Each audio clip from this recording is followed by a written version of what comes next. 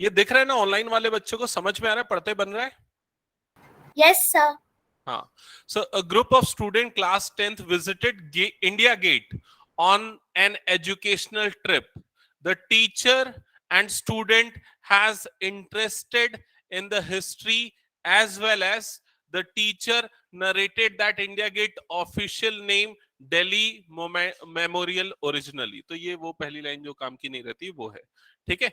इसके बाद लिखा है called All India War Memorial.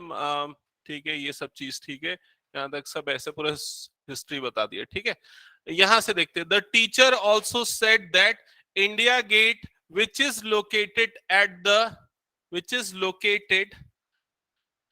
located at the eastern end of Rajpath, formerly called this is about, ये मेरे ख्याल से इंपॉर्टेंट होगा, is about 138 feet, that is 42 meters in height. तो इंपॉर्टेंट है हाइट ऑफ इंडिया गेट. ठीक है, जो कि हमारे लिए यूजफुल होगी. तो हाइट ऑफ इंडिया गेट यहां पर कितना गिवन है? 42 मीटर्स, ये गिवन है. क्लियर ये चीज? अब यहां पर देखते हैं क्वेश्चन क्या लिखा हुआ है. What is the angle of elevation? They are standing at a distance 42 metre away from the momentum, sorry from the monument. Okay, so अगर इसका डायग्राम बनाओगे तो सपोज ये इंडिया गेट हो गया 42 मीटर हाई, और यहां पर वो लोग सिचुएटेड है. सपोज ए बी, ये इंडिया गेट हो गया, और बी सी, पॉइंट सी पे वो लोग सिचुएटेड है. तो उनका इंडिया गेट से डिस्टेंस कितना है? 42 मीटर उसका डिस्टेंस है. और आपको क्या फाइंड आउट करना है? Angle of elevation. Angle of elevation मतलब ये वाला एंगल एक्चुअल में आपको फाइंड आउट करना है, थीटा. तो बहुत सिंपल है, क्या बनेगा? 45 डिग्री. समझ में? 45 डिग्री. करेक्ट. अगर आप ट्रिग्नोमेट्री नहीं भी लगाते तो भी आप निकाल सकते. कैसे निकाल सकते हैं? Angles opposite to the equal sides are equal, है कि नहीं? सो ये दोनों साइड इक्वल, तो दोनों अपोजिट एंगल इक्वल हो जाएंगे. ये वाला एंगल 90 डिग्री, तो बचे वाले 45 हो जाए. क्लियर ये चीज? ओके. फिर उसके बाद क्या लिखा है? They want to see the tower at an angle of 60 degree. So they want to know the distance where they stand should where they should stand, and hence find the distance. So they want to see the tower at an angle of 60 degree. अब यहां पर क्या बोल रहा है? Suppose ये जो tower है वो उसको 60 डिग्री के एंगल पे देखना चाह रहे हैं. ये 60 डिग्री का एंगल बन रहा है. टावर की हाइट तो चेंज नहीं हो रही है, 42 मीटर ही है. ठीक है, तो कितने डिस्टेंस पे उन लोगों को खड़ा होना चाहिए? तो आपको बेस निकालना है. परपेंडिकुलर 45 है, थीटा 60 है. तो क्या आएगा आंसर बताओ? 40. अच्छा, 42 upon root 3. Yes correct, 42 upon root 3. सबको समझ में ना कैसे आएगा? tan theta is equal to perpendicular upon base. Perpendicular is 42, base आपको फाइंड आउट करना है. थीटा की वैल्यू हो जाएगी 60 डिग्री, तो tan 60 is equal to 42 upon base, और tan 60 होता है 1 अपॉन tan 60 होता है root 3, and further root 3 is equal to 42 upon base, और फर्दर सिंप्लीफाई करोगे आपको मिल जाएगा. क्लियर ये चीज? सबको क्लियर हो गया ये first question? Yes, next sir. Question पे मूव करते हैं अब. ठीक है, नेक्स्ट क्वेश्चन. तो नेक्स्ट क्वेश्चन है ये वाला. यूजुअली दो ही टॉपिक मैंने कंसीडर किए हैं ज्यादा, और वो है एपी और ट्रिग्नोमेट्री, क्योंकि उन्हीं दोनों के क्वेश्चन सैंपल पेपर में मुझे दिखे इसके पॉइंट ऑफ व्यू. ठीक है, नेक्स्ट क्वेश्चन. सामने एक बार क्वेश्चन पढ़ो, चलो ध्यान से. उसको बंद कर देना तो समीर ठीक से. क्वेश्चन है, your friend Veer wants to participate in 200-meter race. He can currently run that distance in 51 seconds. समझ में है यहां तक का लाइन? 200 मीटर रेस में पार्टिसिपेट कर रहा है. he can currently run that distance in 51 seconds. तो 51 सेकेंड में इतना डिस्टेंस वो कवर कर सकता है. And with each day of practice, it takes 2 second less. तो जैसे जैसे वो ज्यादा प्रैक्टिस करता है, हर दिन 2 सेकेंड रिड्यूस होते. तो फर्स्ट डे में उसको अगर 51 सेकेंड लगा, तो सेकेंड डे में कितना टाइम लगेगा? 49 सेकेंड. थर्ड डे में 47 सेकेंड्स, एंड सो ऑन. ठीक है। Further he wants to do in 31 seconds, तो उसको 31 सेकेंड्स में ये डिस्टेंस कवर करना, ये उसका टारगेट है। ठीक है, यहां तक की सिचुएशन क्लियर हो गई। Write in AP for the given situation, write in AP, an AP होना चाहिए क्या? Write an AP for the given situation, हाँ, write an AP for the given situation. तो एपी क्या बनेगा? एपी बनेगा 51, 49,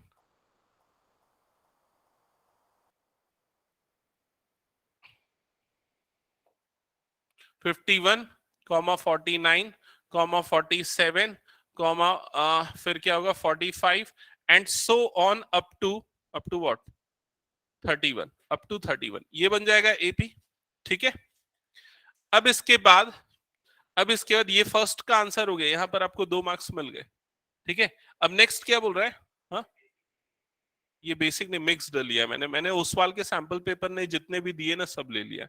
ठीक है, what is the minimum number of days he needs to practice till the goal is achieved? Okay कितने दिन practice करना पड़ेगा ये पूछ रहे हैं। 10 डेज आ रहा है, 11 डेज आ रहा है, अच्छा ओके ओके, चलो देखते हैं यहां पर।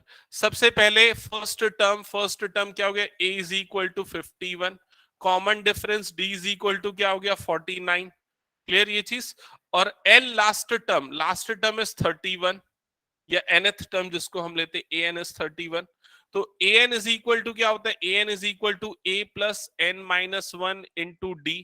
an nth टर्म जिसको हम 31 लेंगे is equal to a that is 51 plus n minus 1 into d की वैल्यू हो जाएगी -2। फर्दर सॉल्व करेंगे तो ये क्या हो जाएगा, ये वाली टर्म अगर इधर जाएगी तो ये हो जाएगा -20 is equal to -2 times of n minus 1, यही होगा। यहां से ये माइनस और माइनस कट जाएगा, 2 1 और ये 2 10 10 टाइम्स में कटेगा, तो 10 इज इक्वल टू क्या हो जाएगा n माइनस 1, तो n इज इक्वल टू क्या हो जाएगा 11। ठीक है, n इज इक्वल टू 11 आए। अब देखो क्या है, फर्स्ट डे में उसको कितना टाइम लगा 51 सेकेंड का, सेकेंड डे में उसको कितना टाइम लगा 49 सेकेंड का। तो वो अपना टारगेट कौन से डे में अचीव कर रहा है? जब 31 सेकेंड उसको लग रहा है तो वो 11th डे में अचीव कर रहा है, तो 11 होना चाहिए ना आंसर। एक minute, just a second. n is equal to 11 ही करेक्ट है, मैं समझ नहीं पा रहा हूँ क्या पूछना, कैसे वो बोल रहे हो?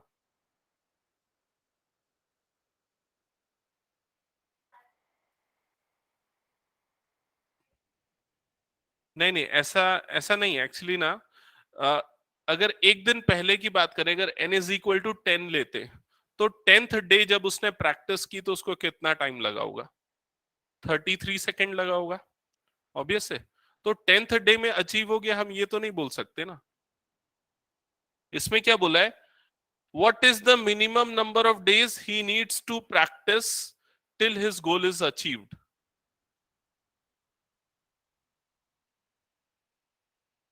नहीं, ये सैंपल पेपर का इसमें का भी है, इसमें लेकिन answer n is equal to 11 है।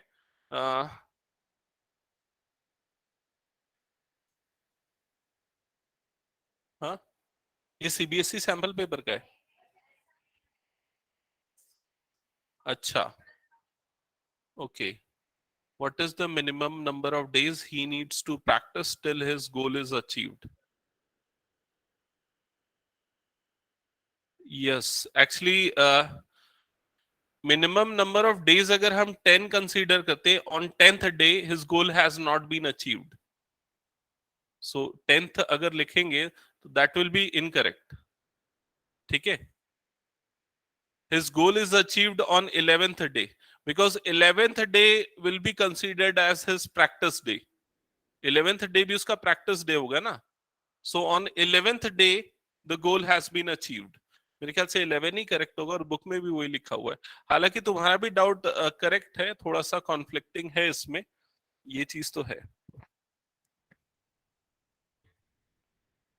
सीबीएसई सैंपल पेपर का एक बार मैं क्वेश्चन देखता हूँ क्या था उसमें एग्जैक्टली और उसमें और इसमें क्या डिफरेंस है, फिर उसके बाद उसको हम डिस्कस करते हैं। ठीक है, फिलहाल अभी इसको कर लेते हैं, क्लास के एंड में उसको लेते हैं क्योंकि मैंने पूरी पीपीटी बना के रखी है। ठीक है, ये चीज क्लियर हुई क्या सबको? Okay, Yes, next sir. Okay, next question पे मूव करते हैं। नेक्स्ट क्वेश्चन सामने आपको स्क्रीन पे दिख रहा है, ये है क्वेश्चन। ठीक है, क्वेश्चन में क्या लिखा है? GPS navigating system helps to locate our position on Earth with the help of satellite. A guard stationed at the top of 240-meter tower observed and ये 240 मीटर इंपॉर्टेंट है, जब भी आप केस स्टडी बेस्ड क्वेश्चन पढ़ोगे तो इस type की चीजें हाईलाइट करना। ठीक है, 240 metre tower observed an unidentified boat coming towards it. A clinometer or inclinometer is an instrument used for measuring an angles or slope tilt. Angle slope tilt मतलब वो ढाल बता रहा है। ठीक है, the guard used the clinometer to measure the angle of depression of the board coming towards the lighthouse and found to be 30 degree. अब ये 30 डिग्री इंपॉर्टेंट है। तो पूरी स्टडी में क्या बताया, ये जो टावर है, ये टावर जो यहाँ पर आपको दिख रहा है, इस टावर की जो हाइट है ये है 240 मीटर और यहाँ पर एक अनआइडेंटिफाइड बोट है इस जगह पे। ठीक है, और जब उसने यहां पर इस बोट को देखा क्लाइनोमीटर की हेल्प से, तो एंगल ऑफ डिप्रेशन कितना दिख रहा है? 30 डिग्री दिख रहा है। तो एंगल ऑफ डिप्रेशन ये हॉरिजॉन्टल लाइन के रिस्पेक्ट में लेते हैं और ये जो एंगल बन रहा है this is what angle of depression, और ये एंगल कितना बन रहा है? 30 डिग्री। क्लियर यहां तक सारी चीजें?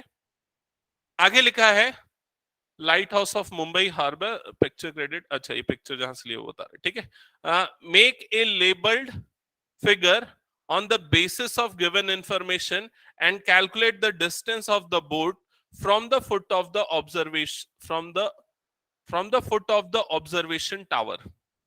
तो ऑब्जर्वेशन टावर के फुट से मतलब यहां से बोट के बीच का डिस्टेंस क्या है ये आपको फाइंड आउट करना है। उसके पहले आपको लेबल्ड इमेज बनानी है। यस, तो लेबल्ड इमेज मतलब क्या करना है, आपको एक राइट एंगल ट्राइंगल बनाना है। यहां पर स्पेस नहीं है, थोड़ा सा कम है, छोटा सा एक बना देता हूं। ठीक है, इस टाइप का बनेगा लेबल्ड इमेज, इस टाइप का। ये वाले पॉइंट को ए ले लेंगे, ये वाले पॉइंट को बी ले लेंगे, ये वाले पॉइंट को सी ले लेंगे। ये वाला एंगल 30 डिग्री आएगा। क्यों 30 डिग्री हो जाएगा?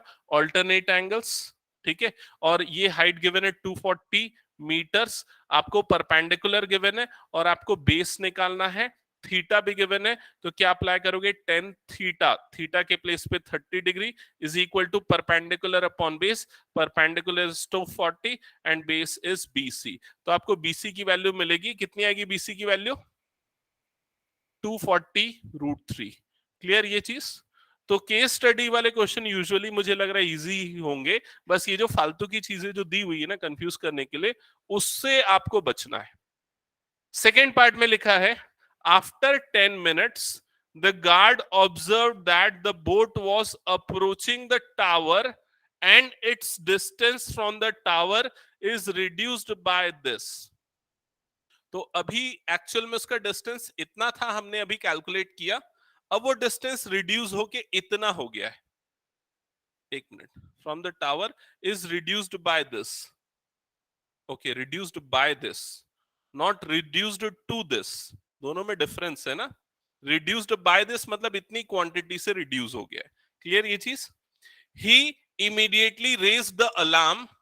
What was the new angle of depression of the boat from the top of the observation tower? ठीक है, अच्छा ठीक है। अब न्यू डिस्टेंस जो होगा बोट का, अब सेकेंड पार्ट थोड़ा सा टफ है ना। कैसे? क्योंकि पहले बोट का यहां से जो डिस्टेंस था हमने कैलकुलेट किया वो 240√3 था। अब बोट यहां पर पहुंच गई है, तो जो न्यू डिस्टेंस है वो कम हो गया। कितना कम हो गया? यहां पर ये क्वांटिटी लिखी, इतना कम हो गया। तो न्यू डिस्टेंस कितना होगा? Old distance minus reduced distance. समझ में आ रहा है कि नहीं ये चीज? तो क्या हो जाएगा ये 240√3 old distance minus reduced distance, that is 240 under bracket √3 - 1। जब आप इसका ब्रैकेट वगैरह ओपन करके सॉल्व करोगे तो आंसर क्या आएगा, 240 आएगा, क्योंकि ये वाला 240 √3 240 √3 कटेगा, माइनस माइनस प्लस होके ये जो डिस्टेंस है कितना हो जाएगा, 240 हो जाएगा। क्या ये चीज सबको क्लियर हुई? ऑनलाइन वाले बच्चे भी कंफर्म करो। Yes, Yes, sir. ओके। अब न्यू एंगल ऑफ डिप्रेशन क्या होगा ऑब्जर्वेशन टावर से? तो ऑब्वियस है 240, ये भी 240, तो न्यू एंगल ऑफ डिप्रेशन क्या हो जाएगा, 45। करेक्ट, ठीक है। ये 45. चीज tan theta is equal to perpendicular upon base. Perpendicular is also 240 and base is also 240, so it is 1, so theta is 45. Okay, next question पे मूव कर रहा हूं। आशुतोष समझ में आ रहा है ना? नहीं आ रहा है तो ऐसा क्यों हिलाता है सर? हाँ ठीक है, नेक्स्ट क्वेश्चन। ओके, सो ये है नेक्स्ट क्वेश्चन। क्वेश्चन में देखो क्या लिखा हुआ है। Push-ups are fast and effective exercise for building strength. These are helpful in, है? अच्छा नीचे, ठीक है। Nilesh wants to participate in push-up challenge. He can currently makes 3000 push-ups in 1 hour, but he wants to achieve a target of 3900 push-ups in 1 hour, for which he practice regularly. With each day of practice, he is able to make 5 more push-ups in 1 hour as compared to previous day. If on the first day of practice he makes 3000 push-ups and continues to practice regularly till his target is achieved, keeping the above situation in mind, answer the following questions. तो लगभग similar question है जैसा हमने वो running वाले case में देखा था। अच्छा ओके, ठीक है। सो इनिशियली वो 3000 से स्टार्ट कर रहा है, 3000 पुशअप्स पर डे, और हर बार हर डे की प्रैक्टिस के बाद 5 ऐड हो जाते हैं, तो उसके बाद क्या हो जाएगा 3005। फिर उसके बाद क्या हो जाएगा, ज्यादा जीरो लगा दिए क्या? हाँ ठीक तो लगाया था, 3005। उसके बाद क्या हो जाएगा 3010 एंड सो ऑन, और उसका टारगेट कहां तक पहुंचना है, 3900, यहां तक पहुंचना है, ठीक है। Form an AP representing the number of push-ups per day and hence find the minimum number of days he needs to practice before the day his goal is accomplished. हाँ तो ये वाली लाइन इंपॉर्टेंट है, मतलब ये mention है तो हम -1 करेंगे, मेंशन नहीं है तो जो एन आया उसी को कंसीडर करेंगे, ठीक है। ओके, सो एपी तो हमने बना लिया। अब आपको क्या करना था, अब आपको एन निकालना था। एन निकालने के लिए A is equal to 3000 use करोगे, D is equal to 5 use करोगे, और ए एन एनथ टर्म ये कंसीडर करोगे 3900। फिर उसके बाद ए एन का फॉर्मूला अप्लाई करोगे, A N is equal to A plus N -1 into D. सारी वैल्यूज उसमें पुट करोगे, आपको एन मिलेगा। क्या मिल रहा है एन, कैलकुलेट करके बताओ। n इज इक्वल टू 180, 181 आ रहा है n। Okay, n is equal to आ रहा है 181। So before the day, before the day his accomplish the goal, तो उसने कितने दिन की प्रैक्टिस की, 180 डेज की। तो फर्स्ट का आंसर 180 आएगा। ऑनलाइन वाले बच्चे कंफर्म करो सेम आ रहा है क्या? Yes, अक्षत, sir. ओके, तान्या, सुवाक, अक्षत और निकी, तुम लोगों का क्या है, समझ में आया? ठीक है, Yes, sir. Okay. Third part, second part देखते हैं।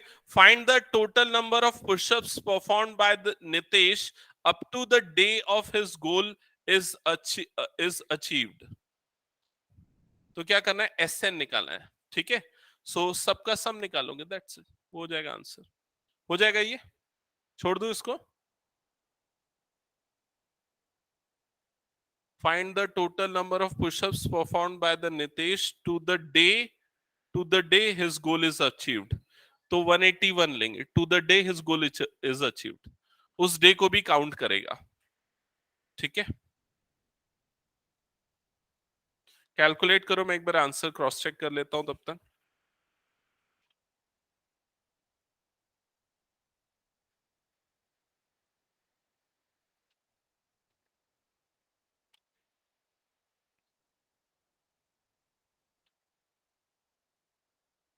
पुशअप वाला क्वेश्चन है ना ये? हाँ, ये केस स्टडी इसका, ये मेरे ख्याल से सीबीएसई का ही क्वेश्चन है क्या? बोर्ड ने रिलीज किया वही क्वेश्चन है लगता है। यस यस, इसमें 181 कंसीडर करेंगे क्योंकि till the date of he achieved his goal. तो यहां पर एसएन निकालना है, एसएन, और एसएन में एन की जो वैल्यू है, N is equal to consider करेंगे 181, rest of all the values will remain same. या N by two A plus L भी यूज कर सकते हो बिकॉज लास्ट टर्म आपको पता है, यहां पर ज्यादा इजी हो जाएगा। S N is equal to N by two A plus L, and A N की वैल्यू कितनी हो जाएगी 181 upon two. A first term is 3000 and L last term is 3900, और उसके फिर फर्दर सॉल्व करो। क्या आ रहा है फाइनल आंसर?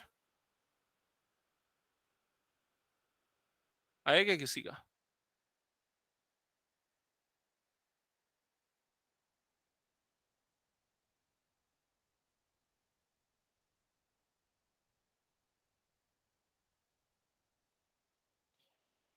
हो गया, आगे बढ़ जाए।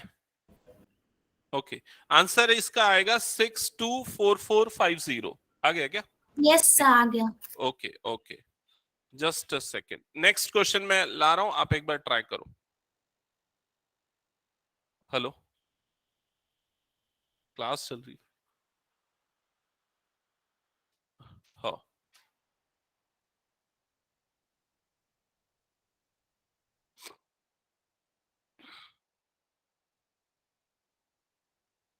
अच्छा, आज एक बड़ा इंटरेस्टिंग किस्सा हो, 2 मिनट लेता हूं, मैं बता देता हूँ क्योंकि तुम लोगों के काम का रहेगा इसलिए। ठीक है, मैं जब क्लास 2003 में, अभी कितना चल रहा है 22 चल रहा है, 19 साल पहले 10th में था मैं। ठीक है, तब मैं भी बोर्ड का एग्जाम देने गया था। 10th का जब पेपर आया तो एकदम अच्छे से प्रिपेयर था, मैथ्स का पेपर का ही बता रहा हूँ। और जैसे ही क्वेश्चन पेपर देखा, पूरे क्वेश्चन बनने लायक थे, एकदम 100 में 100। इतना मैं श्योर हो गया था, एकदम खुश हो गया, कॉन्फिडेंट हो गया, मजा आ गया। लेकिन बनाते समय ना, वो जो ओवर कॉन्फिडेंस आ जाता है ना, वो आ गया। ठीक है, तो उसके कारण अब कई क्वेश्चन जो मैं बना के गया था वो भी गलत हो गए। फिर अल्टीमेटली जैसे तैसे उसको मैनेज किया। टाइम कम पड़ गया गलती होने के कारण, क्योंकि गलत बनता है, क्रॉस चेक करते हो। आपने जब ज्यादा पढ़ लिया होता है तो पता रहता है आंसर ये आना है, वो नहीं आ रहा है आंसर। तो ये सब चीजों के कारण टाइम वेस्ट हो गया। ठीक है, और कुछ लास्ट के जो ज्यादा मार्क्स वाले क्वेश्चन होते हैं वो गलत हो गए। लगभग 4 मार्क्स वाले 2-3 क्वेश्चन ऐसे गलत हो गए। तो मेरे को फिर 84 मिला आउट ऑफ 100, 100 का पेपर होता था। ठीक है, तो जिस जगह पे मैं वो पेपर बैठ के दे रहा था, ठीक है, आज उसी जगह पे मैं पेपर देने फिर से गया, और एग्जैक्टली उसी पोजीशन पे बैठा था। ठीक है, इसीलिए बता रहा हूं, उसी स्कूल में, उसी क्लासरूम में, और उसी बेंच में। ठीक है, कोइंसिडेंट था। अब क्या हुआ, वहां पर जब पेपर देने गया तो जो पेपर था, प्रिंसिपल का वैकेंसी निकला था आईटीआई कॉलेज में जिसके लिए मैं पढ़ा रहा था, उसी का था। तो उसमें भी मैथ्स का था, लेकिन इस बार 25 क्वेश्चन थे मैथ्स के, पूरे 25 सही बना के आए एकदम। तो पिछली जो गलती थी 19 साल पहले, वो ठीक कर दिया। ठीक है, और पूरा 100% सही एकदम। और क्वेश्चन क्या आते हैं, वही 10th लेवल के ही आते हैं उसमें भी। जैसे साइन थीटा के फॉर्मूले और उस टाइप के ही फॉर्मूले थे, 10th 11th 12th बेसिस के रहते हैं पूरे। ठीक है, तो इससे तुम लोग को इसलिए बताया क्योंकि ऐसा होता है कई बार, जब हम एकदम आसान पेपर देख लेते हैं ना, तो फिर ना हम ओवर कॉन्फिडेंट हो जाते हैं। और जब ओवर कॉन्फिडेंट हो जाते हैं ना, तो हमारा माइंड इधर उधर सोचने लगता है अदर देन पेपर, और गलती होती है वहां पर। ठीक है, तो उसको सीखना, ये सारी चीजें ध्यान रखना। ओके, तो चलो यहां पर आते हैं नेक्स्ट क्वेश्चन पे। तो क्वेश्चन आपको दिख रहा है, फिर वो स्काई सेल और ये सब है, मेरे ख्याल तक से यहां तक की चीजें काम की नहीं है क्या? अच्छा है, यहां से है। The sky sail technology allows the towing kite to gain the height of anything between 100 metre to 300 metre, इतनी हाइट अचीव कर सकता है। The sailing kite is made in such a way that it can be raised to its proper elevation and then brought back with the help of telescopic mast that enables the kite to be raised properly and effectively. Okay. Based on the figure related to sky ceiling, answer the following questions. तो मेरे ख्याल से इसमें बस यही numbers काम के दिख रहे हैं मुझे. 100 से 300 मीटर की हाइट वो अचीव कर सकता है. In the given figure, tan theta is equal to cot 30 plus theta, where q and 30 plus theta are acute angles. Then find the value of theta. किसी से बनेगा ये? एक्चुअली ये क्वेश्चन नहीं आएगा शायद तक, क्योंकि इसमें कॉम्प्लीमेंट्री एंगल्स वाले क्वेश्चंस हैं. कॉम्प्लीमेंट्री एंगल क्या होता है? टेन थीटा जो होता है ना, टेन थीटा को हम लिख सकते हैं कॉट 90 माइनस थीटा. ये कॉम्प्लीमेंट्री पेयर्स होते हैं. कॉट और टेन कॉम्प्लीमेंट्री ट्रिग्नोमेट्रिक रेशियोज के पेयर. तो ये जो टेन थीटा दिख रहा है ना, इसकी जगह पे हम कॉट 90 माइनस थीटा लिख सकते. तो ये क्या हो जाएगा? Cot 90 minus theta is equal to, ये वाला टर्म आ जाएगा, इज इक्वल टू क्या हो जाएगा? Cot 30 plus theta. समझ में आ गया? और कॉट कैंसल आउट हो जाएगा, तो 90 minus theta is equal to 30 plus theta हो जाएगा. और फिर माइनस थीटा इधर गया, 30 इधर गया, ये हो जाएगा 120 is equal to 2 theta, and you will get theta is equal to 60 degree. तो इस तरह से बनता है. लेकिन ये वाला फॉर्मूला हटा दिया था तुम लोगों के में, इसलिए ये चीज मैं बोल रहा हूं नहीं आएगी. फाइंड द वैल्यू ऑफ, ये तो ऐसे ही है. ठीक है, क्लियर सबको? Next question. Yes, sir. Okay, next question ये लेडर वाला क्वेश्चन है. ये भी नहीं आएगा मुझे लग रहा है ना. ये एपी में ऐसा उसने थोड़ा सा इस टाइप का लिखा है कि सिचुएशनल प्रॉब्लम नहीं आएंगे, ऐसा कुछ लिखा है ना. तो ये सिचुएशनल प्रॉब्लम, लेकिन केस स्टडी तो पूरी सिचुएशनल प्रॉब्लम वाली होती है, और सैंपल पेपर में उसने सिचुएशनल प्रॉब्लम ही दिया है. ऐसा है? अच्छा, सम का सिचुएशनल नहीं आएगा ऐसा मेंशन है क्या? ओके, ठीक है. सो इस क्वेश्चन को एक बार देख लेते हैं क्या लिखा है. अ ladder has 25 centimetre apart. A ladder has rungs 25 centimetre apart. तो ये रंग्स है. ये फर्स्ट है, ठीक है, ये सेकंड है, सेकंड रंग है, इस तरह से ये थर्ड रंग है, and so on. These all are rungs, मतलब वो स्टेप्स जिस पे पैर रखते. और इनके बीच का गैप है 25 centimetre. Okay. The rungs decreases uniformly in length from 45 centimetre to from 45 centimetre at the bottom to 25 centimetre at the top. So जो बॉटम वाला रंग है वो सबसे लंबा है 45 सेंटीमीटर, और जो टॉप वाला रंग है वो सबसे छोटा है. मतलब डिक्रीज हो रही है रंग्स की लेंथ 45 से 25 तक. क्लियर ये चीज? फिर उसके बाद क्या लिखा है? The top and the bottom rungs are 2.5 metre apart. तो ये बॉटम और टॉप दोनों रंग्स के बीच का डिस्टेंस है 2.5 मीटर. उसको सेंटीमीटर में कन्वर्ट कर देते तो एक्चुअली 2.5 मीटर है. 2.5 मीटर मतलब कितना हो जाएगा? 250 सेंटीमीटर हो जाएगा. क्या ये चीज सबको क्लियर? ठीक है, 250 सेंटीमीटर हो गया. Find the number of rungs. तो ये बड़ा इंटरेस्टिंग है. देखो इसमें भी एक गलती होती है, ध्यान देना. ठीक है, इसका भी एक स्टोरी है, एक बार मैं बताऊंगा. ठीक है, एक बार ना एक पेरेंट्स आए थे जब मैंने नया नया पढ़ाना चालू किया था. तो उसने ना, मतलब ये जज करने के लिए कि मुझे पता है कि नहीं पता है, इस टाइप का एक सिचुएशनल प्रॉब्लम पूछा. ठीक है, हाँ, नए नए पेरेंट्स थे, मैं भी एक नया नया स्टार्ट किया था इसलिए. ठीक है, तो उन्होंने पूछा कि हर 100 मीटर के डिस्टेंस पे अगर एक पोल लग रहे हैं, ठीक है, तो 1 किलोमीटर के डिस्टेंस में कितने पोल्स लगेंगे? 1 किलोमीटर मतलब 1000 मीटर. तो यूजुअली लोग यहाँ पर यही गलती करते, 1000 डिवाइडेड बाय 100 कर देते. तो आंसर क्या लिख देते? 10. But that is wrong. 10 plus 1 मतलब कितने लगेंगे? 11 लगेंगे, क्योंकि यहाँ पर स्टार्ट यहाँ से हो रहा है और लास्ट में भी एक पोल लग रहा है. समझ में आया कि नहीं ये चीज? तो जैसे अगर मान लो ये 10 मीटर के डिस्टेंसेस पे अगर एक एक पोल लग रहे हैं, तो टोटल कितने पोल लगेंगे? 3 पोल्स लग रहे हैं यहाँ पर. समझ में आया कि नहीं? 10 प्लस 10 20 सेंटीमीटर है, लेकिन टोटल कितने पोल्स लग रहे हैं? 3 पोल्स लग रहे हैं. वही चीज यहाँ पर है. अगर टोटल 250 सेंटीमीटर के डिस्टेंस पे एक एक रंग्स हैं, तो टोटल कितने रंग्स लगेंगे? 250 डिवाइडेड बाय क्या करेंगे? 25, क्योंकि उनके बीच का गैप कितना है? 25, और प्लस 1 होगा. प्लस 1 क्यों होगा? समझ में आएगी नहीं ये चीज? क्योंकि एक एड ऑन होगा उसमें. ठीक है, तो 250 डिवाइडेड बाय 25, तो ये कितना आ जाएगा? 10, और उसमें क्या आ जाएगा? प्लस 1. मतलब टोटल कितने रंग्स होंगे इसमें? 11 रंग्स होंगे. क्लियर ये चीज सबको? ठीक है। सो टोटल इसमें 11 रंग्स लगेंगे, यही चीज उसमें पूछा, find the number of rungs. तो आपका डायरेक्टली यहां पर आंसर क्या होगा, 11। आप क्या लिखोगे, 250 upon 25 plus 1 that is equal to 11। Clear.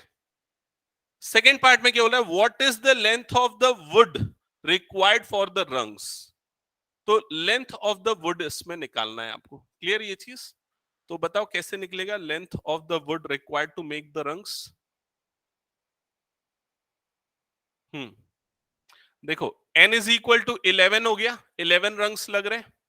A first जो रंग है उसकी लेंथ कितनी है, 45।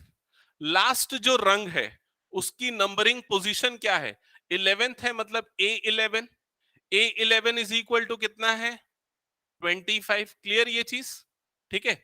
अब हम कॉमन डिफरेंसेस में हमको नहीं पता, वही हमको निकालना है। तो कॉमन डिफरेंस कैसे निकलेगा, A11 का फॉर्मूला क्या होता है, A प्लस 10D। इसमें A11 की जगह पे पुट कर दो 45, A के प्लेस पे पुट, नहीं गलत रखा ना, A11 के प्लेस पे पुट कर दो 25, A के प्लेस पे पुट कर दो 45 प्लस 10D। तो यहां से आपको D की वैल्यू मिल जाएगी। तो बताओ D की वैल्यू कितनी आएगी, 45 माइनस 25, 25 माइनस 45 मतलब माइनस 20 अपॉन 10, मतलब -2 आएगा क्या, चेक करो तो एक बार। D is equal to -2। ठीक है। सो ये कॉमन डिफरेंस निकला। लेकिन अभी इसमें क्या बोला, length of wood required to make these rungs, तो आपको सम निकालना पड़ेगा। ठीक है। और अगर सम निकालना है तो Sn का फॉर्मूला अप्लाई कर दो, Sn is equal to n/2 A plus L। अच्छा वैसे तो इसमें D निकालने की जरूरत ही नहीं पड़ती ना। ओके ठीक है। Sn is equal to n/2 A plus L, n is 11, A और D आपको, A और L आपको गिवन है, निकाल लेना। ठीक है। ओके नेक्स्ट क्वेश्चन पे जाते हैं। नेक्स्ट क्वेश्चन, नेक्स्ट क्वेश्चन है, a circus artist climbing the ground along the rope stretched from the top of a vertical pole and tied at the ground. The height of the pole is 12 meter and the angle made by the rope with the ground is 30 degree. तो पोल की height और ground से रोप का angle of elevation आपको given है। अच्छा कैसे, ऐसा है कि एनसीईआरटी एक्सरसाइज में जो दिया वो नहीं आएगा, ऐसा लिखा था क्या। ऐसा कुछ नहीं है, ये लेडर वाला क्वेश्चन भी एनसीईआरटी का है। ये लेडर वाला क्वेश्चन एनसीईआरटी का ऑप्शनल यस क्वेश्चन। ऑप्शनल का है ये। हाँ ठीक है। तो हो सकता है, ऐसा कुछ नहीं बोल सकते हम। कई बार वो वाले प्रॉब्लम्स को ही वो केस स्टडी में कंबाइन कर देता है। जैसे कि मैंने एक पता नहीं किसमें देखा था, आपको याद होगा, वो एक रोड वाला एग्जांपल था। रोड के दोनों एप्लीकेशन ऑफ ट्रिग्नोमेट्री के, एक रोड है 80 मीटर वाइड और वहां से एक दो स्ट्रीट लाइट्स है सेम हाइट के, दो पोल्स लगे हुए, एक पॉइंट का डिस्टेंस निकालना है, एंगल ऑफ एलिवेशन 30 और 60 है, वो डिस्टेंस 20 और 60। हाँ हाँ वही वाला वाला क्वेश्चन सिचुएशन केस स्टडी में पूछा था किसी में, मैं देखा था उसको। उसको बस चेंज कर दिया था, वो रोड को ना उसने वो बना दिया, कैनाल बना दिया था, इस टाइप का कर दिया था। तो आ सकता है ऐसा क्वेश्चन, ऐसा जरूरी नहीं है। ठीक है। ओके सो यहाँ पर पोल की हाइट गिवन है और ये रोप है और ये एंगल ऑफ एलिवेशन गिवन है, और आपको बोल रहा है find the distance covered by the artist climbing the pole. तो आपको ये डिस्टेंस निकालना है CA, मतलब आपको निकालना है हाइपोटेनियस, और आपको गिवन है परपेंडिकुलर। क्या अप्लाई करोगे, साइन थीटा, तो sine 30 is equal to P upon H, perpendicular is 12, hypotenuse is AC। Solve करोगे तो AC मिलेगा, कितना आएगा 24, यस करेक्ट 24। ठीक है। सेकेंड लिखा है calculate the length of BC, Pythagoras theorem से लगा निकाल सकते हो, या फिर चाहो तो ट्रिग्नोमेट्री अप्लाई करके भी निकाल सकते हो। क्लियर ये चीज। ओके नेक्स्ट क्वेश्चन पे बढ़ जाए आगे। Next question, Jaspal Singh takes a loan from a bank for his car. Jaspal, देखो मेरे को ऐसा लग रहा है कि ना ये वाला जो क्वेश्चन आप देख रहे हो ना, मतलब एक तो वाला जो इसके पहले हमने दो क्वेश्चंस देखे थे पुशअप वाले जिसमें वो टारगेट कितने दिन में अचीव करेगा, और दूसरा ये लोन वाला क्वेश्चन, ये केस स्टडी के लिए बहुत सूटेबल क्वेश्चन है। लोन वाला ना, हाँ, लोन वाला बेस्ट सूटेबल क्वेश्चन है क्योंकि ये ना 11th के एपी में भी बहुत सारे ऐसे क्वेश्चंस भरे पड़े हैं। ठीक है, so Jaspal repays his total loan of rupees 1,11,000 by paying every month starting with the first installment of 1,000. If we increase the installment by rupees 100 every month, calculate the amount paid by him in 25th installment. तो यहां पर उसकी first instalment कितने की बन रही है? 1,000 की। ठीक है, सेकेंड इंस्टॉलमेंट बन रही है 1,100 की, थर्ड इंस्टॉलमेंट है 1,200 की। सो ये एक हमने पहले एपी बना लिया। अब ए फर्स्ट टर्म है 1,000, डी कॉमन डिफरेंस है 100। ठीक है, और आपको कौन सी इंस्टॉलमेंट पूछ रहे हैं? 25th इंस्टॉलमेंट पूछ रहे हैं। मतलब क्या निकालना है आपको फर्स्ट पार्ट में? A25, good, A25, 325. Correct, A25 question mark. तो A25 इज इक्वल टू क्या होगा? A प्लस 24D, और बस इसमें पुट कर दो, आपको आंसर मिल जाएगा। तो आंसर क्या आएगा? 3400। ओके, सेकेंड पार्ट में पूछ रहा है calculate the amount paid by him in 30th instalment. तो ये भी सेम ही है, A प्लस 29D भी बन जाएगा, और क्या होगा? A प्लस 29D, A25 होगा ये। So 3900. ओके, 3900। ठीक है, नेक्स्ट क्वेश्चन पे आते हैं। Okay, next question,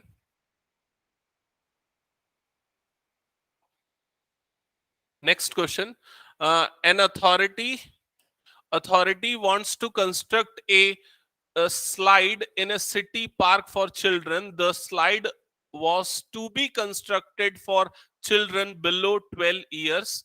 Authority prefers the top of the slide at a height 4 meter above the ground.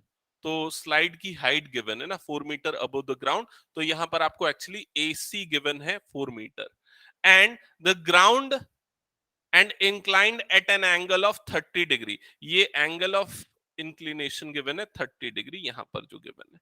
ठीक है, based on the given figure related to the slide answer the following question. Distance of A B निकालना आराम से बन जाएगा, exactly previous question जैसा है। कितना आएगा? 8। साइन थीटा लगाएंगे, sine theta is equal to perpendicular upon base, theta is 30, तो आंसर आएगा 8, एग्जैक्टली प्रीवियस क्वेश्चन। फिर उसके बाद पूछा है in the given figure AB plus BC is equal to 25, AC is equal to 5।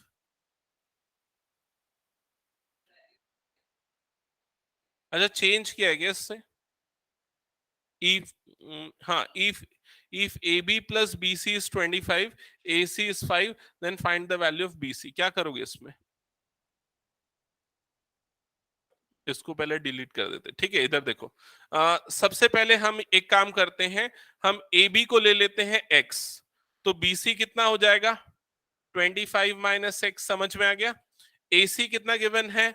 5, तो AC सॉरी, गलत किया गया कुछ, हाँ गलत किया, ये हो गया x, हमने AB को ले लिया x, तो BC कितना हो जाएगा? 25 माइनस x, ये हो जाएगा 25 माइनस x। ठीक है, और AC कितना गिवन है? 5, AC क्या हो जाएगा? 5। एंगल वैंगल इसमें नहीं लेना, एंगल चेंज हो जाएगा ना क्योंकि अब पूरा। तो अब इसको कैसे सॉल्व करोगे? x निकालना है, x निकालने के लिए x नहीं 25 माइनस x निकालना है, मतलब x ही निकालना है। तो क्या करोगे? पाइथागोरस थ्योरम अप्लाई करोगे। h square is equal to p square, p square plus b square, base कितना है? 25 माइनस x का होल स्क्वायर। फिर ये हो जाएगा x square is equal to 25 plus a minus b whole square लगेगा ना, तो क्या हो जाएगा? a स्क्वायर मतलब 625 प्लस b स्क्वायर मतलब x स्क्वायर माइनस 2ab मतलब क्या हो जाएगा? Minus 50x। फिर क्या होगा? ये x स्क्वायर कट जाएगा, माइनस 50x को इधर शिफ्ट करो, तो 50x इज इक्वल टू कितना हो जाएगा? 650। तो ये 0 0 कैंसल, तो x की वैल्यू कितनी आ जाएगी? 13। x इज इक्वल टू 13 आया, तो आपका आंसर कितना होगा? 12। ठीक है, क्योंकि 25 माइनस 13 आपको BC निकालना है, तो 25 minus 13 that is equal to 12, ये होगा आपका फाइनल आंसर। ठीक है, ये क्वेश्चन नीचे वाला क्वेश्चन ठीक था, क्योंकि ऊपर अलग और नीचे अलग, तो ये ऐसा क्वेश्चन होगा तो फिर थोड़ा सा आपको ध्यान देना है उसमें, ठीक है। नेक्स्ट क्वेश्चन पे आते हैं। Next question, Raj and Ajay are very close friends. Both the families decided to go to Ranikhet with their own car. राज ये किसी और चैप्टर का लग रहा है। राज की car x kilometre per hour से ट्रैवल कर रही है, अजय की car 5, Ajay's car travels 5 kilometre faster than Raj car, तो अजय की कार की स्पीड है x प्लस 5, ठीक है, kilometre per our. Raj took 4 hours more than Ajay to complete the journey of 400 kilometer. What will be the distance covered by Ajay's car in 2 hours? Quadratic का है शायद, ठीक है, solve कर लो। मतलब ऐसा नहीं है ना, सिचुएशनल केस स्टडी में नहीं आएगा तो वर्ड प्रॉब्लम में भी आ सकता है ना ऐसा क्वेश्चन, है ना, ठीक है। सो राज की कार की स्पीड है x किलोमीटर पर आवर और अजय की कार की स्पीड है x plus 5 kilometre per hour. Raj takes 4 hour more than Ajay to complete the journey of 400 kilometre, ठीक है। तो टाइम का डिफरेंस इसमें गिवन है। राज को जो टाइम लगा वो मान लो TR है, और जो अजय को टाइम लगा वो TA है। दोनों के टाइम का डिफरेंस कितना है? 4 hour. Time is equal to what? Distance upon Distance speed. upon speed. Distance upon speed, yes, दोनों का डिस्टेंस सेम है। राज ने भी 400 ट्रैवल किया, लेकिन उसकी स्पीड कितनी थी? x, तो 400 अपॉन x। और अजय ने जो डिस्टेंस ट्रैवल किया वो भी 400 था, लेकिन उसकी स्पीड कितनी थी? x plus 5, and that is equal to 4। क्या ये समझ में आया? यही दो मेन चीज है, दो मेन लाइन है जो मैंने यहाँ पर अभी लिखी। Yes, sir. ओके अब इसको सिंप्लीफाई करके क्वाड्रेटिक इक्वेशन बनाओ। एलसीएम एलसीएम लेना पड़ेगा थोड़ा बहुत। क्या आएगा देखो, तो ये जाएगा 400x, 400 फिर अंडर ब्रैकेट x प्लस 5, ठीक है, minus 400x divided by x into x plus 5 is equal to 4, ठीक है। तो ब्रैकेट ओपन होगा तो ये क्या हो जाएगा? 400x माइन प्लस 4 5 20, मतलब ये हो जाएगा 2000 माइनस 400x डिवाइडेड बाय ये हो जाएगा x square plus 5x is equal to 4। फिर यहाँ 400 और माइनस 400 कट जाएगा, ठीक है। 2000 is equal to 4 times of x square plus 5x। अब ये 4 1 सा 4 5 सा 20, ठीक है, तो 500 बच जाएगा। हाँ, 500 is equal to x square plus 5x। तो क्वाड्रेटिक इक्वेशन क्या बनेगी? X square plus 5x minus 500 is equal to 0। Confirm करो सबकी सेम बनी क्या? Yes, sir. ओके अब स्प्लिटिंग द मिडिल टर्म या कौन सा प्रेफर करना चाह रहे हो? स्प्लिटिंग किसमें स्प्लिट होगा? प्लस 25 माइनस 20, ठीक है, करेक्ट। तो प्लस 25 माइनस 20, तो x इज इक्वल टू 20 आएगा आई थिंक। चेक करो एक बार, सॉल्व करो, सॉल्व कर। 20 आ रहा है ना x20 मतलब कि राज की कार की स्पीड है 20 किलोमीटर पर आवर और अजय की कार की स्पीड है 25। बहुत कम स्पीड है, इतना स्लो कौन कार चलाता है? साइकिल चलती इतनी तेज। x plus 5 25 kilometre per our, ठीक है। फिर अब क्वेश्चन पे आते हैं। क्वेश्चन में क्या लिखा? What will be the distance covered by Ajay's car in 2 hours? तो आंसर क्या होगा? 50 किलोमीटर। अजय की कार 2 घंटे में कितना डिस्टेंस ट्रैवल करेगी? तो अजय की कार की स्पीड है 25, 25 इंटू 2 दैट इज 50, तो इसका आंसर होगा 50। आगे लिखा है also if the distance covered by Ajay's car in 2 hours is 90, then what is the speed of Raj's car? अगर ऐसा होता कि अजय की कार 2 घंटे में 90 किलोमीटर का डिस्टेंस ट्रैवल कर रही है, तो अजय की कार की स्पीड कितनी हो जाती? 45 किलोमीटर पर आवर। तो राज की कार की स्पीड उससे 5 माइनस है, तो राज की कार की स्पीड क्या हो जाती? 40 किलोमीटर पर आवर। समझ में आया कि नहीं ये चीज? ठीक है, तो ये हो जाता 40 किलोमीटर पर आवर। ये कॉमन सेंस वाला क्वेश्चन, ज्यादा इसमें कुछ है नहीं, ठीक है। इसके बाद बोल रहा है if product of speed of Raj and Ajay's car is 84 kilometre per hour then find the find the both car speed, find the speed of both the cars, ऐसा लिखना चाहिए था, ठीक है। Find the speed of both the cars, दोनों की speed का product 84 है, मतलब x into X plus 5 is equal to 84, यही मतलब हुआ इसका। तो क्वाड्रेटिक इक्वेशन बन जाएगी x square plus 5x minus 84 is equal to 0। Split करो मिडिल टर्म को, 12 और 7 में होगा आई थिंक, 12 7 से 84 So, होता है ना, हाँ 12 और 7 में होगा, तो मेरे ख्याल से x की वैल्यू 7 आनी चाहिए। चेक करो इसको एक बार। तो 7 आएगी। 7 आ रही ना, ठीक है, हाँ क्योंकि ये तो यहीं से समझ में आना ना, x 7 आएगा और ये 12 हो जाएगा, 12 7 से 84, और स्लो गई उसकी कार, ठीक है। नेक्स्ट क्वेश्चन में जाए। Yes, sir.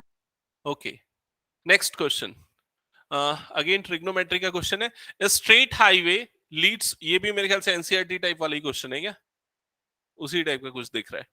A straight highway leads to the foot of the tower. A man standing at the top of the tower observes a car at an angle of 30 degree which approaches the foot of the tower with a uniform speed. 6 seconds later, the angle of depression of the car found to be 60 degree.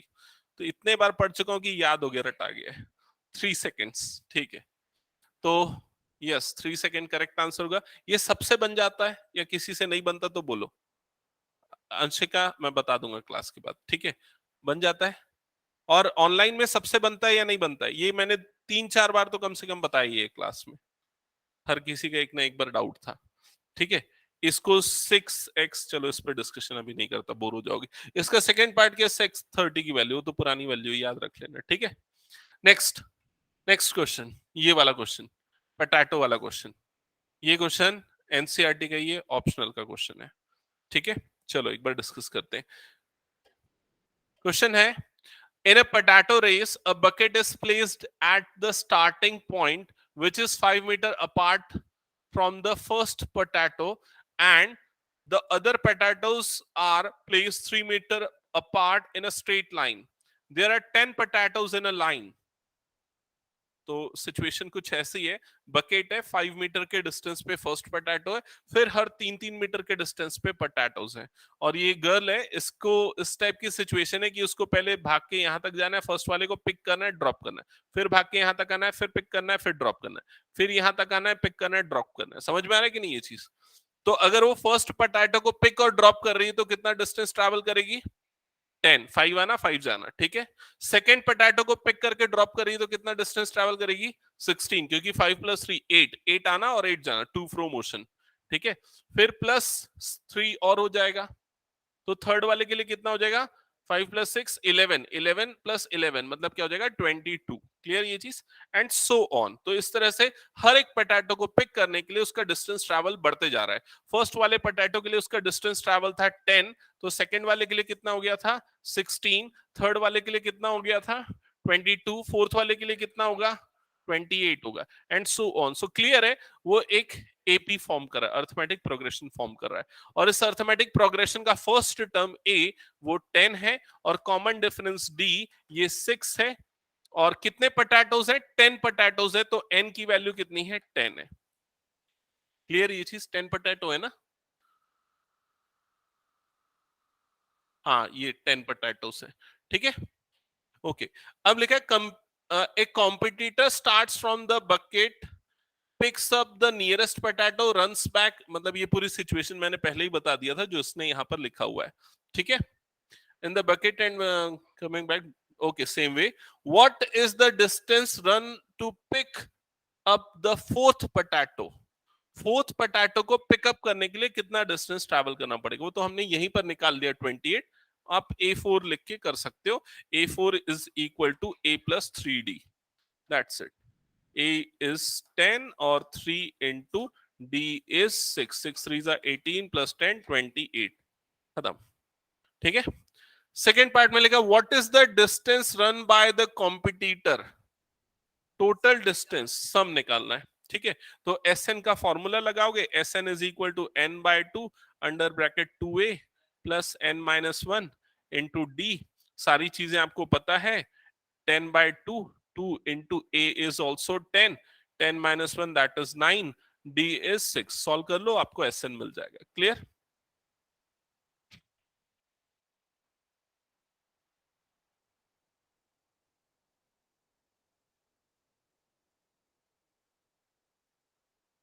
Solve करके बताओ क्या रहा है final answer.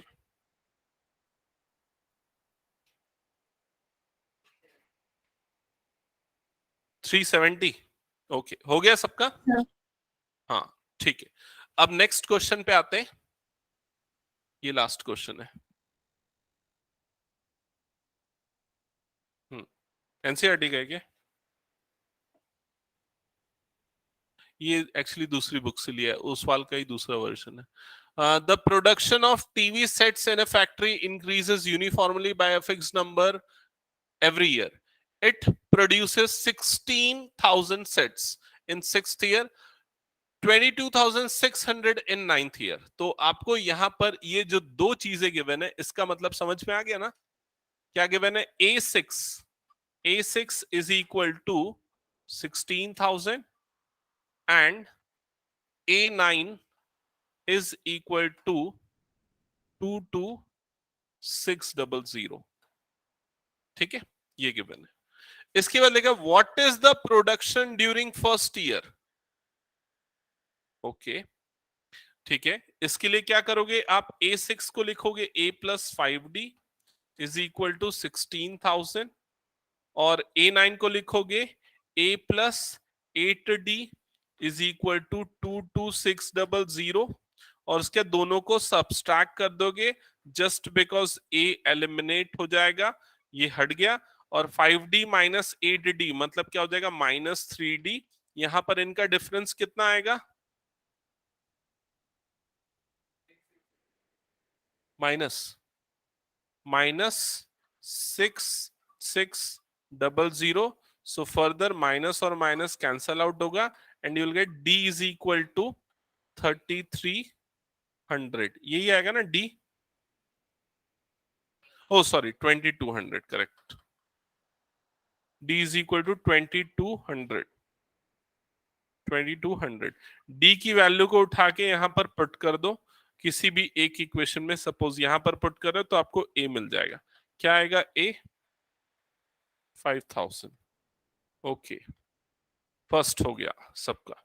Second देखो, second part क्या लिखा है? Find the production during 8th year. Yes, यहां पर सिंपली आप क्या कर दो? माइनस कर दो 5,000, माइनस कर दो 2,200, माइनस कर दो। 9th ईयर का गिवन है ना, 20,400 आएगा ना। हाँ, 20,400। Find the production during first 3 years. S3 sum of first 3 terms निकालना है। ठीक है, बना लिया क्या पहले ही? अच्छा, ठीक है। अच्छा, लास्ट वाला क्या है? In which year the production will be 2,900। तो एन निकालना है। हाँ, एन निकालना है। और ये क्या गिवन है? एस एन गिवन है। नहीं नहीं, ए एन गिवन है, ए एन। ये ए एन गिवन है, एन निकालना है, बाकी सारी चीजें एज इट इज। ठीक है, दैट्स इट। यहां तक के क्वेश्चंस थे। अब किसी को कुछ डाउट है यहां तक तो पूछो। हम्म, और कुछ आपके situational problem, case study problem कुछ है तो बता दो, क्योंकि मुझे ना ये बस पढ़ने का टाइम लगता है, इसीलिए मैं पूरा का पूरा पहले तो क्या किया, फोटो खींचा। फोटो खींच के फिर एक वेबसाइट आती है जो क्या करती है, कलर इन्वर्ट करती है। व्हाइट को ब्लैक में इन्वर्ट कर ब्लैक को व्हाइट बना देती है। उसकी जरूरत इसलिए पड़ती है क्योंकि कैमरे में ना व्हाइट कलर नहीं दिखता है वो ठीक से, इसलिए उसको इन्वर्ट करना पड़ा। फिर उसको पीपीटी में डाल के फिर पीडीएफ बना के इसमें एक्सपोर्ट किया। तो इसलिए मुझे ये थोड़ा सा केस स्टडी लेने में टाइम लगा है। सरफेस एरिया वॉल्यूम की इसमें नहीं लिया था, नेक्स्ट क्लास में ले लेता हूँ सरफेस एरिया वॉल्यूम के। बेसिक के में सरफेस एरिया वॉल्यूम लिखा है क्या? और कौन सा है? स्टैंडर्ड के लिए भी है क्या?